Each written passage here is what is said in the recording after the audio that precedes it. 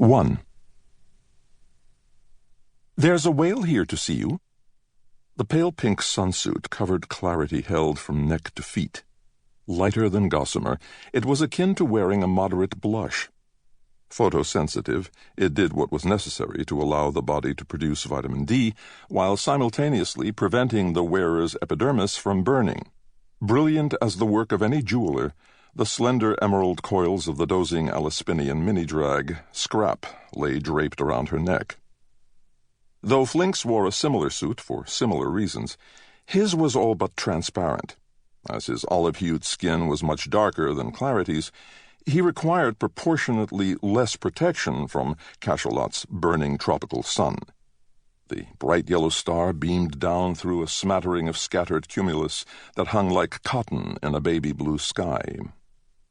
Though there was some moderate wave action beneath them, it did not jostle the platform that sustained their home. Hydrophobic construction materials kept it sufficiently elevated so that only the occasional breaking crest splashed against the underside. Small, high-efficiency wave generators moored aft of their residence combined with solar coatings and energy storage to provide ample power for their needs irrespective of the weather. With a sigh, Flinx set aside his imported antique fishing pole, careful not to make contact with a thumbnail-size stun bar that hung at the end of the high-test line. So far, the day's catch consisted of a pair of tubular owats, slick with the extruded oil that let them shoot through the tepid water, and a single migratory tham, and not much more than a drifting brown mouth lined with electrified nodules. The tham would be suitable only for the soup pot. Not much of a fisherman, he told himself. Not even after living on Cachalot for a year.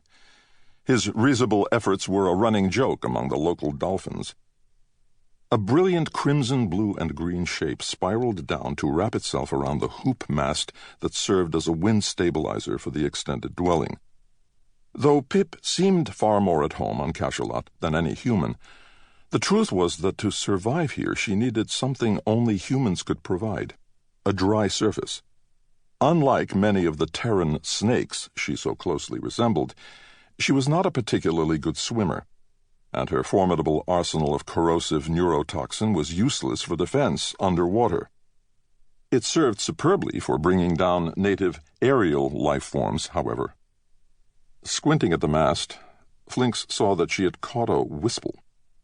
Little more than airborne fragments of netting with eyes, wisples drifted in vast flocks over Cachalot's world-girdling ocean, surviving by consuming the tiny eggs of those sea creatures who utilized the wind to disperse their offspring.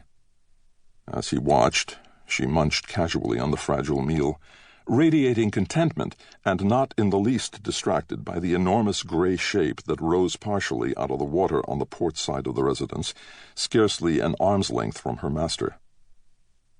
Turning away from his winged companion, Flinx confronted a fin whale that was longer than his home. Clarity's announcement had been superfluous. He had sensed the approaching presence long before it had arrived. Like all its kind, except for the dolphins who were endlessly effervescent and irrepressible, sometimes irritatingly so, the fin's emotional state suggested vastness and warmth, intelligence and reassurance. It reminded him of nothing so much as a great old tree. Like the rest of the perfectly hydrodynamic form, the head was sleek. Water cascaded from the fluted flesh of the lower jaw as the visitor lifted its huge head to regard Flinx out of one contemplative eye. "Hello, Silent," Flinx offered by way of greeting.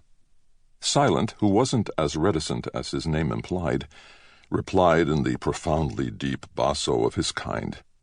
In their speech, the balines were less weighty than the catodons, but more somber than the orcas or porpoises. Neither profound nor playful. "Daylight brightness to you, Flinxman. Goes well your life, swims fast your mate." "Both wet-a-going, thank you graciously. What propels your fine visit?" "News I bring from Farafar-Arai, of a new person come see you." The spaceport. Flinx tensed. He and Clarity were not expecting company. It was his experience that visitors meant nothing but trouble, sometimes of the potentially lethal kind. On the other hand, whoever had arrived had gone some way toward dispelling such concern by making the effort to announce themselves in advance.